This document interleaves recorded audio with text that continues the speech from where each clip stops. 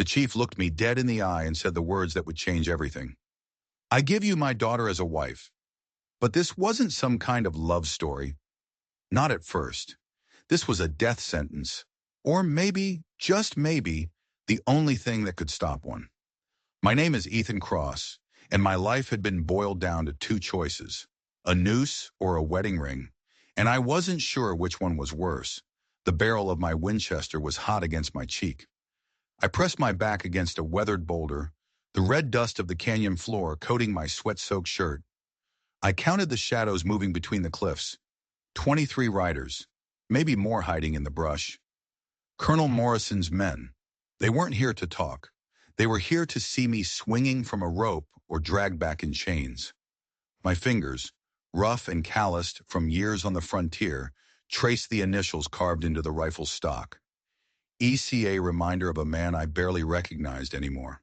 A man who had a life before. It was all swallowed by this savage, beautiful, unforgiving land. 3 days. For 3 damn days they'd been on my heels, pushing me deeper into Apache territory. Pushing me right here to a place the natives called Eagle Ridge. The irony was so thick I could taste it. A white man hunted by his own kind, seeking shelter among the very people most settlers had nightmares about. But they didn't know. Morrison and his dogs, they didn't know about the narrow deer trail that snaked up the eastern face of these cliffs. They didn't know about the hidden settlement, a sanctuary carved into the very rock. And they sure as hell didn't know that 2 years ago, I saved the life of the chief's only daughter. The sound of hoofbeats bounced off the canyon walls, a drumbeat counting down the final seconds of my life. A cloud of dust rose in the distance, a dirty yellow stain against the blue sky. They were closing in. Colonel Morrison was a lot of things: a drunk, a coward, a man drowning in his own twisted authority. But he wasn't stupid. He was relentless. He would have men posted at every stream, every trading post, every whisper of a trail between here and the Mexican border. He needed a scapegoat, you see. Someone had to pay for the 3 settlers murdered near Deadwood Creek. And a drifter like me, with no family to speak for him, and a reputation for keeping to himself, I was the perfect candidate. It didn't matter that I was 50 miles away at the time, helping a widow mend her barn roof. It didn't matter that Mrs. Patterson swore on a stack of Bibles that I was with her. Her testimony, the sworn word of a good woman, was dismissed with a flick of Morrison's gloved hand. A woman's word against a colonel's ambition? It was never a fair fight. So I ran. I ran until my horse, my sweet mare Bess, was foaming at the mouth. I ran until my lungs felt like they were full of fire, and now there was nowhere left to run, except up. My boots scraped against the loose shale as I started the climb, pulling Bess along behind me. The trail was treacherous, a path meant for goats and spirits, not a tired man and his horse. Behind me, the shouts of the cavalry grew fainter, swallowed by the vastness of the canyon. But I knew they wouldn't give up. They'd find my tracks eventually. It was only a matter of time. The memory of that day 2 years ago hit me like a physical blow, so sharp and clear it almost knocked me off the path. I'd been tracking stolen cattle near the Rio Grande. The sun was merciless. And then I saw her, trapped beneath a fallen horse, her face pale, a dark stain of blood matting her black hair. Any other man would have ridden on by. A dead Apache girl was less than nothing to most folks. But something about her made me stop. She looked so peaceful even then, like she was just sleeping.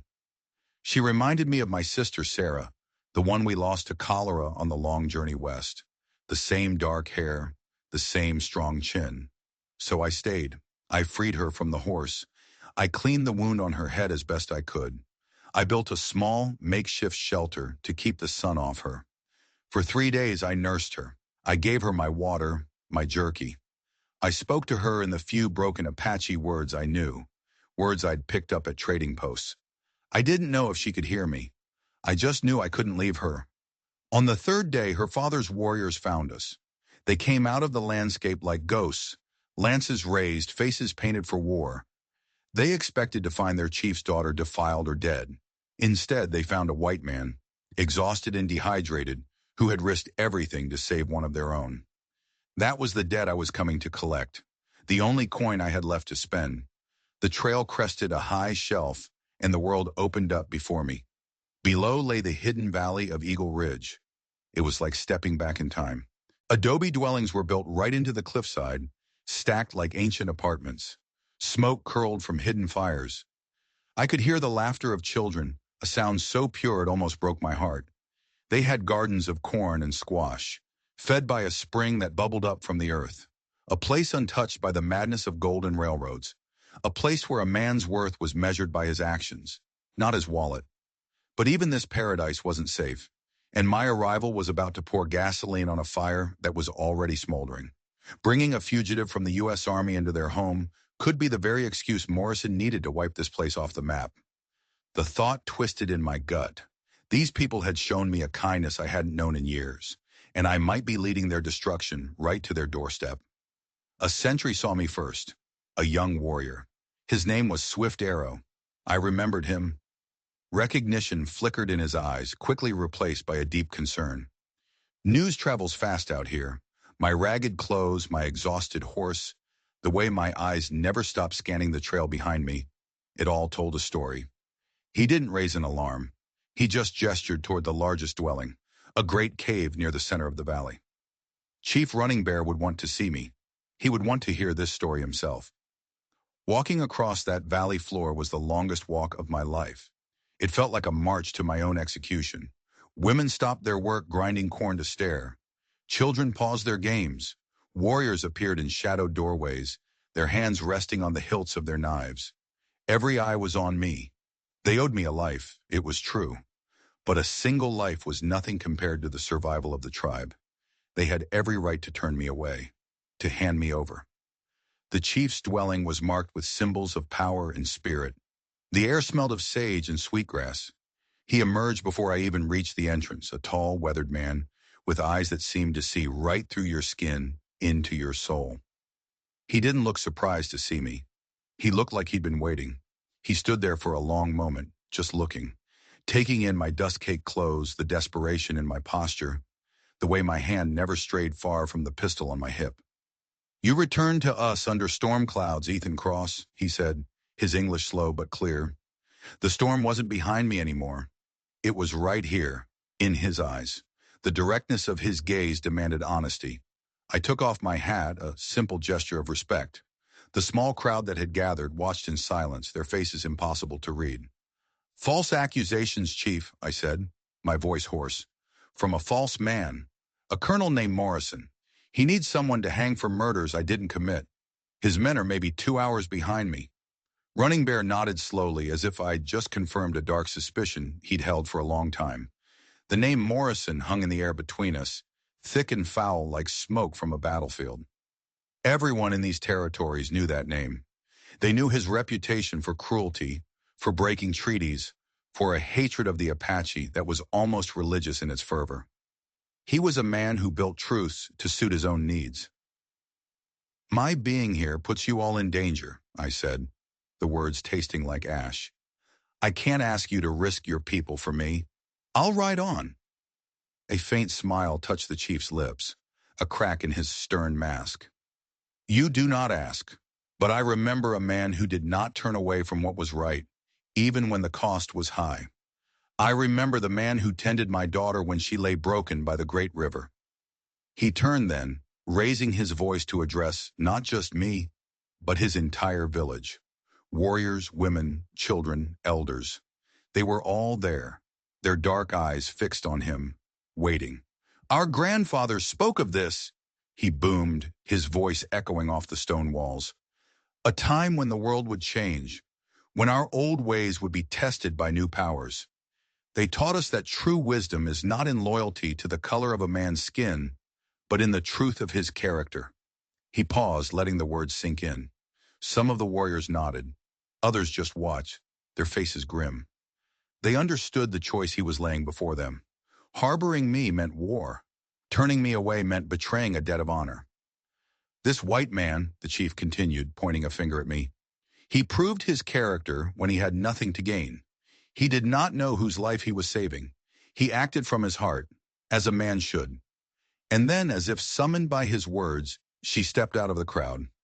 Ayanna. She was no longer the injured girl I remembered. She was a woman now, maybe 20 years old, tall and proud, with long black hair braided with silver. But it was her eyes that stopped my heart. They were intelligent, fierce, and held no trace of fear. She walked right up to me, her gaze never leaving mine. For a moment I was back by that river, sharing stories under the stars, trying to bridge the gap between our two worlds with broken words and gestures. "You saved my life, Ethan Cross," she said, her English perfect, polished. "Now we can return the favor." The chief gestured to the western rim of the valley, where the sun was beginning to bleed into the horizon. "Morrison's soldiers will not attack in the dark. They are cowards. They fear the shadows in a land they do not understand. But when the sun rises, they will come." The weight of it all pressed down on me. If I stayed, I was bringing a war to their doorstep. If I left, I was riding to my own death. There was no good choice. "There is another way," Running Bear said, his voice dropping, taking on a ceremonial tone. "A path that has not been walked before. It requires great trust and great courage." The warriors shifted on their feet. They could feel it too. Something was about to happen, something that would change the rules of the world. "Speak plainly, my father," Ayana said softly. "The sun is setting." Running Bear stood to his full height, every inch the leader who had held his people together against impossible odds. His voice was no longer just speaking. It was declaring. "In 3 days the moon will be full. It is a sacred time, a time of harvest, a time of celebration. It is the time," he paused, his eyes boring into me, "when a man may join our tribe. Through marriage." The words hit me like a punch to the gut. Marriage. To Ayana. It wasn't a proposal of love. It was a legal maneuver, a political strategy. As a member of the tribe, I would fall under Apache law, protected by the very treaty Morrison was trying to break. It would shield me, but it would also bind me to them forever. I would cease to be Ethan Cross, the drifter. I would become someone else entirely. I looked at Ayana. Her face was a perfect, unreadable mask, but I saw a flicker in her eyes. Calculation. This wasn't just happening to her. She was a part of this. The crowd behind her erupted in a wave of whispers. Young warriors stared at me, their expressions turning from suspicion to open hostility. They were not happy about their chief's daughter being offered to a white fugitive. "Father," Ayana said, her voice steady and clear, cutting through the noise. "Marriage is a bond for a lifetime. This man's danger is for today. We should not make such a choice in haste." She was challenging him. She was challenging me. And in that moment, I knew this was far more complicated than just saving my own skin. Running Bear met his daughter's gaze, a silent conversation passing between them that I couldn't hope to understand. "Time is a luxury we do not have," he answered, his voice firm. "But wisdom is a necessity. The choice will be made freely, by both of you." He turned that piercing gaze back on me. "You would gain our protection," he said, "but you would also gain our burdens. You would become a guardian of our people, of our future. Can you accept such a weight, Ethan Cross?" It wasn't a question you could answer with a simple yes. He was asking me to shed my own life like a snake sheds its skin. My life as a drifter had been lonely, but it had been simple. I answered to no one. This was the opposite of that. This was a promise to an entire people. I looked around the valley, at the faces watching me. The stoic warriors, the worried mothers clutching their children, the ancient elders whose eyes had seen 100 years of struggle. They had carved out a life here, a fortress of tradition in a world that wanted to erase them. And for the first time in as long as I could remember, I felt a pang of something I thought I'd lost forever. The desire to belong, the feeling that some things were worth fighting for, even dying for, that were bigger than myself. "I can accept the weight," I said, my voice quiet but steady. "The real question is whether I'm worthy of it." A flicker of approval in the old chief's eyes. "Worthiness is not claimed," he said. "It is proven. You have made a good start." He raised a hand and the murmuring crowd fell silent. He began to speak in his own tongue, the words flowing like a river, rhythmic and powerful. I didn't understand the language, but I understood the meaning. He was telling them the story. He was telling them of the choice that lay before them. When he finished, he turned back to me. I have told them of your deed by the river, he explained, and of the danger that follows you. They will consider it. The council will give their answer when the moon is at its highest point. Ayana stepped forward. Until then, you must rest, she said, her tone all business. A clear head is needed for what comes next. She led me to a smaller dwelling carved into the rock. An older woman, whom she introduced as her aunt, Swift Cloud, was waiting. Inside, a fire was crackling. The air smelled of roasted rabbit and cedar smoke. It was warm, safe, a world away from the cold dread of the canyon floor. Swift Cloud wordlessly offered me food and a basin of hot water to wash away the trail dust. It all felt so surreal. An hour ago, I was a dead man running. Now I was a guest of honor, being considered for marriage into a tribe that was itself on the brink of war.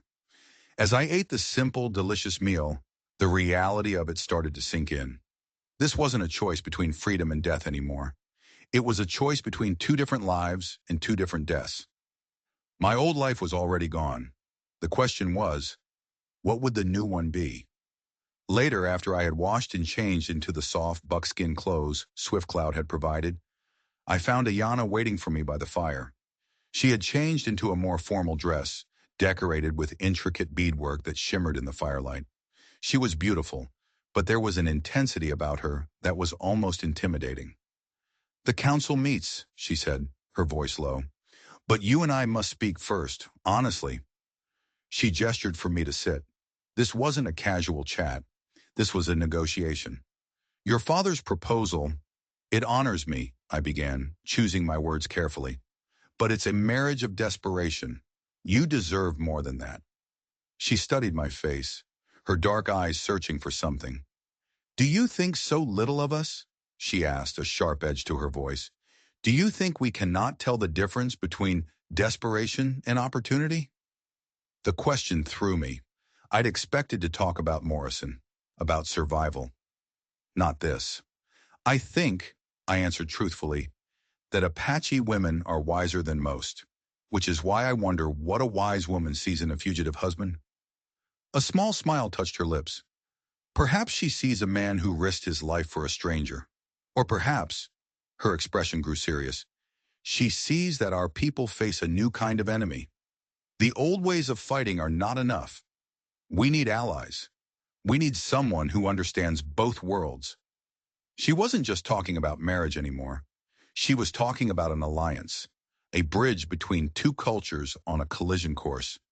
You're talking about survival, I said. I am, she confirmed.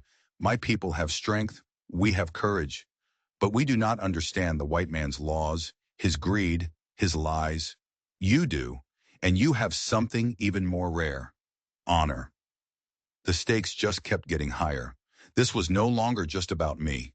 It was about the future of her entire tribe. And what if it doesn't work? I asked. What if Morrison comes anyway? What if marriage isn't enough? Her eyes turned to hard black stones. Then we fight, she said, the warrior spirit beneath her calm exterior blazing through. But we will fight with better knowledge of our enemy. Then she did something that changed the game completely. She went to a carved wooden chest and took out a rolled piece of paper. It was an official document, covered in seals and signatures. A treaty, she said, unrolling it, signed 3 years ago. It grants our people the rights to this land, this valley, in exchange for peace. I scanned the legal text. It was all there. They had a right to this land, a right to govern their own tribal matters. Does Morrison know about this? I asked. Ayana's eyes glittered in the firelight. He knows, she said, her voice cold as ice. He was one of the men who signed it as a witness. And just like that, I understood. This wasn't about me at all. I was just a pawn. Morrison wasn't hunting me because I was a murderer. He was hunting me because I was the perfect excuse. If he could prove the tribe was harboring a wanted fugitive, he could claim they had violated the treaty. He could get a legal order to move them, to take their land, the land he'd been wanting all along for the fort he planned to build, the fort that would make him rich and powerful. The marriage wasn't just a shield. It was a declaration of war fought with paper and ink instead of bullets and arrows. By making me a member of the tribe, They were moving me under their legal jurisdiction. They were calling his bluff. You've thought all of this through, I said, stunned by the cold, brilliant logic of it all. I have had 2 years to think, she replied, ever since you brought me back to my people. The spirits told me our paths would cross again. They showed me visions. Visions! They showed a white man standing with Apache warriors, she said, her voice dropping to a whisper, facing a danger that threatened us all. But the visions never showed me how it ends. That part is unwritten. The drums outside suddenly stopped. The silence that followed was heavy, expectant. The council was reaching its decision. Are you afraid, Ethan Cross? Ayanna asked softly. It was a simple question, but it cut through everything else. Yes, I admitted. Not of Morrison, not of a fight. I'm afraid of this, of a life I don't understand, of responsibilities I might not be able to handle. Good, she said, and for the first time, her smile reached her eyes. Only a fool would not be afraid. Before I could answer, the flap of the dwelling was thrown open. It was Swift Arrow, the young sentry. His face was pale, his eyes wide with alarm. They are here, he gasped, out of breath. At the mouth of the canyon. Morrison's soldiers. They are not waiting for morning. The village exploded into silent, disciplined action. There was no panic, no shouting, just the fluid movement of warriors melting into the shadows, bows in hand. Women and children disappeared into the deeper caves. In the space of a minute, the bustling settlement became a ghost town, armed and waiting. But Morrison didn't attack. Not yet. He was arrogant, but he wasn't a fool. He knew the price of charging into an Apache stronghold at night. Instead, a single rider approached under a white flag, his silhouette stark against the moonlit canyon entrance. Running Bear went to meet him, flanked by 2 of his strongest warriors. I watched from the darkness of a high ledge, my Winchester feeling heavy and useless in my hands. The distance was too great to hear the words, but I could read the body language. The soldier was arrogant, demanding. Running Bear was like a mountain, unmovable. After a few tense minutes, the soldier wheeled his horse around and galloped back to his lines. Running Bear returned to the center of the village, his face carved from stone. He demands we hand over the murderer, Ethan Cross, the chief announced to the waiting warriors. He says if we refuse, he will have the authority to burn this valley from the earth by sunrise. A low growl rippled through the warriors. And what was your reply, father? Ayanna asked, her hand resting on the hilt of a small knife at her belt. Running Bear looked across the fire at me, his eyes holding mine. I told him there is no man named Ethan Cross in this valley. The lie was a thrown gauntlet, a declaration. There was no turning back now. The council, the deliberation, it was all meaningless. Morrison had forced their hand. The time for talk is over, Running Bear said, his voice ringing with grim finality. The wedding will be tonight. Now. It was the strangest wedding I could ever have imagined. There was no celebration, no joy. It was a war council that ended with a binding vow. An old medicine woman chanted in the flickering firelight, her voice raspy with age. She bound Ayanna's wrist to mine with a strip of blessed leather. We drank a bitter tea from a shared clay cup, and that was it. We were married. I was no longer an outsider. I was one of them. Ethan Cross of the Eagle Ridge Apache. I looked at my new wife. In the firelight, I could see the tension in her jaw, the warrior's light in her eyes.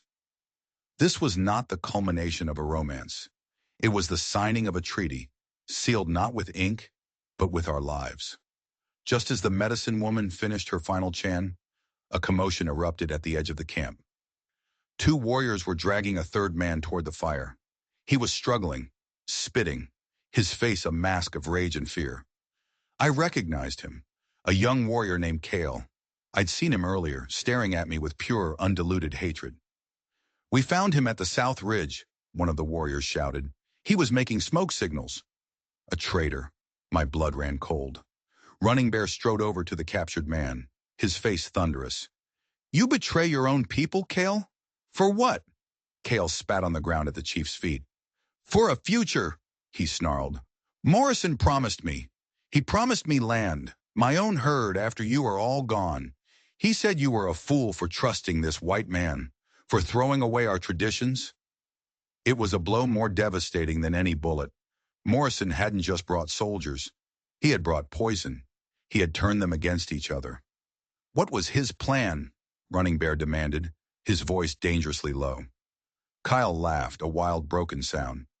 He is not coming from the canyon mouth, old man. That is a distraction.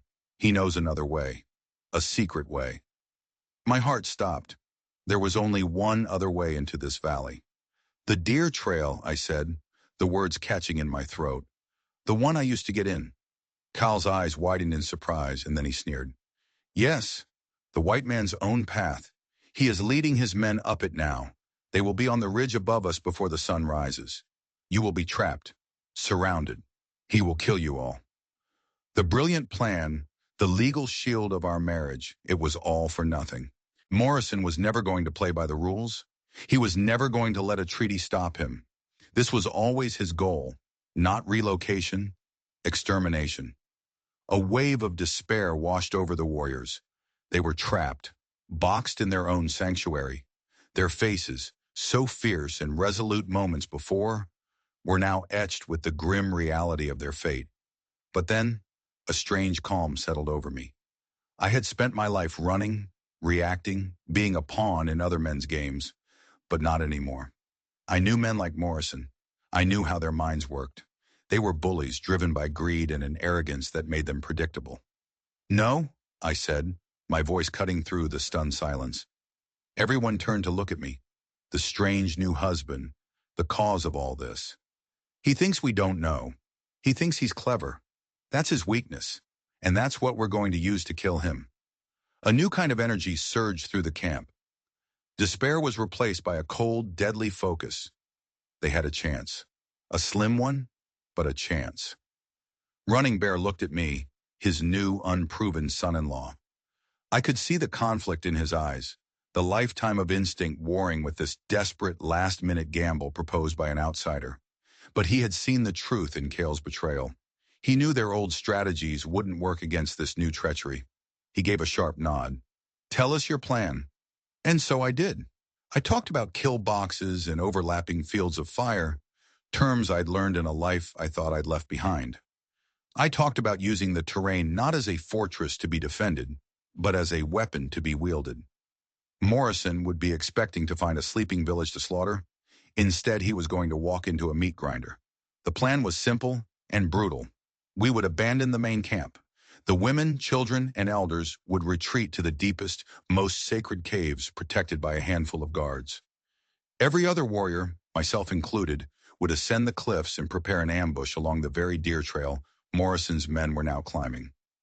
We would let them get deep into the narrowest part of the trail, a place where the cliffs rose sheer on both sides, and then we would seal the entrance and the exit and rain down hell from above. There was no more debate. There was only action. In the pre-dawn darkness, the Apache warriors moved with a silence that was terrifying. They were specters in the moonlight, climbing the rock faces with a speed and confidence that left me breathless. They carried bows, lances, and a few had old rifles. I clutched my Winchester, the familiar weight a small comfort in the terrifying unknown. Ayana moved beside me. She wasn't sent to the caves with the other women. She had a bow slung over her shoulder and a quiver of arrows on her back. Her face was set, her eyes gleaming with a fierce light. We were husband and wife, but in this moment we were soldiers. We took our positions, hiding behind boulders and in small crevices on the ridges overlooking the trail. Below us, the path was barely wide enough for two men to walk abreast. It was a perfect trap. Then came the waiting. The silence was absolute, broken only by the whisper of the wind through the pines. Every nerve in my body was screaming. This was it. Everything came down to this single moment, and then we heard it. The scuff of a boot on loose gravel, a muffled curse, the faint clink of a rifle barrel against rock. They were coming. They were slow, trying to be quiet. But on this terrain, they sounded like a herd of buffalo. They were soldiers, not trackers. They had no idea they were walking into their own graves. I peered over the edge of my hiding place. I could see them now, a long line of dark shapes moving cautiously up the trail. And at their head, moving with an arrogant stride, was Colonel Morrison himself. He wanted to be here for the kill. He wanted to see it with his own eyes. I looked across the chasm to where Running Bear was hidden. I couldn't see him, but I knew he was there, waiting for the signal. The Apache had their own way of communicating. A perfect imitation of an owl's call would echo through the canyon. That was the signal to spring the trap. The lead soldiers passed directly beneath me. My heart was pounding against my ribs like a trapped bird. My hands were slick with sweat on the stock of my rifle. Wait for it. Wait until they are all in. More and more soldiers filed into the narrow passage. They were packed in tight now. A perfect target. And then it came. A soft, haunting hoo drifted through the darkness. It was the last sound many of those men would ever hear. The world erupted. It wasn't a battle cry. It was the sound of death arriving on silent wings. Arrows hissed out of the darkness, dozens of them, finding their marks with sickening thuds. Men screamed, cried out in surprise and pain, their discipline shattering in an instant. From the cliffs above, massive boulders, held in place with ropes and levers, were released. They crashed down onto the trail, shaking the very foundations of the mountain. One landed at the head of the column, another at the rear, sealing the trap. There was no advance, no retreat. There was only the killing ground. The soldiers, panicked and confused, started firing wildly into the darkness above them. Muzzle flashes lit up the canyon in brief, strobing bursts, revealing scenes from a nightmare. Men falling, men trying to scramble up the impossible cliffs, men huddling in terror behind the bodies of their comrades. I took aim, not at the terrified grunts, but at the officers trying to rally them. My Winchester cracked, its loud report echoing like a thunderclap, a stark contrast to the whisper of the boughs. An officer fell, then another. Chaos was our greatest ally. I saw Morrison, his face a ghostly white in the muzzle flashes, screaming orders that no one could hear over the din. He drew his pistol and fired up at the cliffs, a futile gesture of defiance. Our eyes met for a fraction of a second across the chasm of smoke and death. This wasn't about a frame-up anymore. This was personal. The fighting was brutal, intimate, and mercifully quick. The Apache were masters of this terrain, of this kind of war. They moved from shadow to shadow, picking off the trapped soldiers with relentless efficiency. The Army's superior firepower meant nothing when they couldn't see their enemy. Soon the shooting from below began to sputter and die out. The screams faded into moans. A handful of surviving soldiers threw down their weapons, hands raised in surrender. It was over, but not for me. I saw Morrison, under the cover of the last volley, scrambling away from the main path, trying to find another way out. He was wounded, a dark stain spreading across his shoulder, but he was moving fast. He wouldn't get away. I wouldn't let him. I slid down a rocky slope, my boots finding purchase where there should have been none, and landed on the trail. Warriors were already moving among the dead and dying, their faces grim. I ignored them and sprinted after Morrison. I caught up to him at a dead end, a sheer rock face blocking his path. He spun around, his pistol raised. It clicked on an empty chamber. He threw it at me in a fit of rage. He was trapped, beaten, but he wasn't broken. He started to laugh, a wheezing, bloody sound. "You think you've won?" he spat, clutching his shoulder. "It doesn't matter. The official report is already on its way to Fort Laramie. It says you and these redskin devils ambushed my patrol without provocation, that I was killed in the line of duty. They'll send a whole regiment this time. They'll level this entire mountain range to avenge me." He had a point. He'd already written the story. My victory here would just make me a bigger villain, and his death would make him a martyr. He had covered his tracks, but as he ranted, my eyes were drawn to the leather satchel at his hip, the one he always carried. It was stained with his blood now. I remembered Mrs. Patterson telling me how he clutched that bag, how he never let it out of his sight. An Army colonel carries orders, maps, but Morrison clutched it like a lifeline. And a wild, desperate idea bloomed in my mind, a hunch. He saw where I was looking.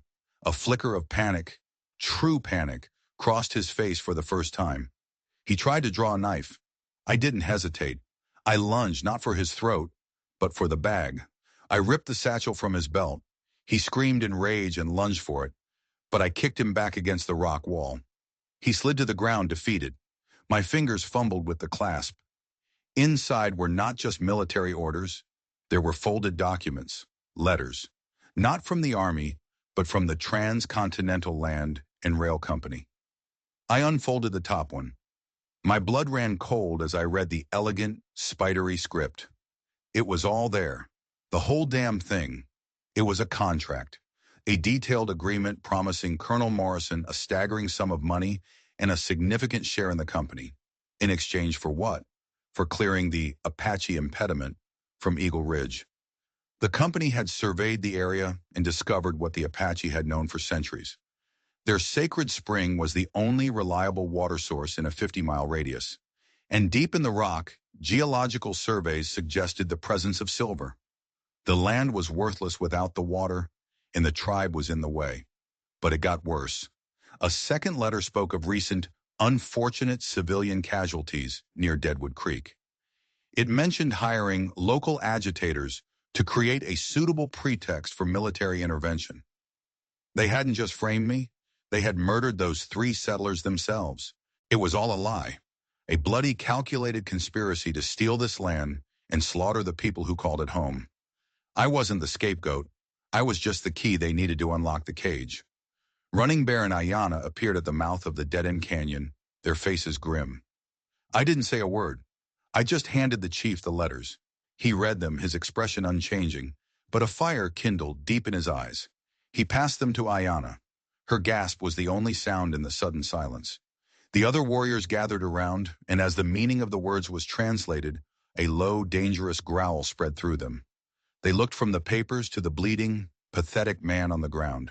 They understood everything. They could have killed him, right there. No one would have blamed them. But Running Bear raised a hand. "No," he said, his voice heavy with ancient authority. "We are not murderers. We are not him. Justice. It wasn't about revenge. It was about the truth. We didn't kill Morrison. We tied him up, along with his handful of surviving surrendered men.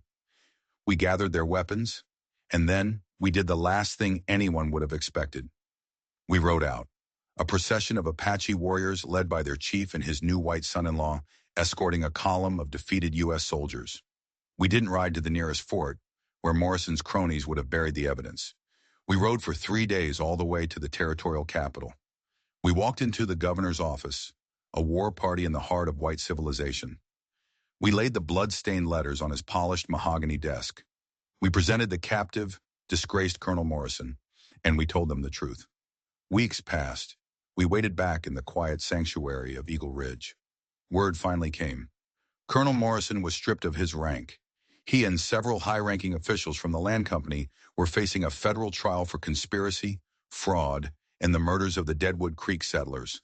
The Treaty of Eagle Ridge was reaffirmed, its boundaries expanded as an apology from the government. And Ethan Cross? My name was cleared. All charges were dropped. I was a free man. I was free to leave. I stood on the same ridge where I'd first looked down into the valley, a hunted man seeking a desperate refuge. I could walk away now. I could go back to my old life, back to the lonely campfires, the empty roads, the life of a man who belonged nowhere. Ayanna came and stood beside me. She didn't say anything. She didn't ask me to stay. She didn't have to. I looked out at the distant plains, the world I had come from. Then I looked back at the hidden valley, at the smoke curling from the homes, at the sound of children laughing. I looked at this fierce, intelligent, beautiful woman who was now my wife. My old life had been about running from things. This new one, this was about running to something. I turned and took her hand. It fit perfectly in mine. "I'm home," I said. The marriage had started as a strategy, a means of survival. But somewhere in the smoke, in the fear, in the fight for justice, it had become something real. My journey hadn't been about clearing my name. It had been about finding a reason to have one. Sometimes the greatest dangers aren't the enemies you can see, but the emptiness you carry inside yourself. And sometimes the only way to find out who you really are is to fight for something bigger than just your own survival. If you enjoyed this story of justice on the frontier, do us a favor and hit that subscribe button. And let me know in the comments, what do you think was the biggest risk Ethan took? Trusting the Apache or trusting himself? We'd love to hear from you. Thanks for listening.